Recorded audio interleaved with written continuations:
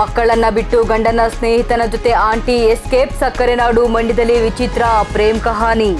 4 ಮಕ್ಕಳ ಭವಿಷ್ಯ ಅತಂತ್ರ. ವಾಪಸ್ ಬನ್ನಿ ಎಂದು ಕಣ್ಣೀರಿಟ್ಟ ಕುಟುಂಬಸ್ಥರು. ಅಕ್ಕನಿಗೆ ಮೆಸೇಜ್ ಮಾಡಿದ್ದಕ್ಕೆ ಸ್ನೇಹಿತನ ಬರ್ಬರ ಹತ್ಯೆ. ಚಾಕುವಿನಿಂದ ಇರಿದು ಹತ್ಯೆ ಮಾಡಿ ಹಂತಕರ ಹಟ್ಟಹಾಸ. ಪ್ರಕರಣ ದಾಖಲಿಸಿ ತನಿಖೆ ಆರಂಭಿಸಿದ ಕಿರುಗಾವಲು ಪೊಲೀಸರು.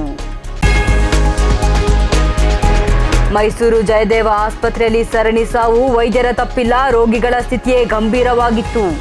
ವೈದ್ಯರ ನಿರ್ಲಕ್ಷ್ಯ ಆರೋಪಕ್ಕೆ ಆಡಳಿತ ಮಂಡಳಿ ಸ್ಪಷ್ಟನೆ. ಚಿನ್ನದ ಆಸೆಗಾಗಿ ವೃದ್ಧಿಯ ಭೀಕರ ಹತ್ಯೆ. ಕೈಕಾಲು ಕಟ್ಟಿ ದರೋಡೆ ಮಾಡಿದ ಕಿರಾತಕರು. ತುಮಕೂರಿನ ದಾಸಲುಕುಂಟೆ ಗ್ರಾಮದಲ್ಲಿ ಘಟನೆ.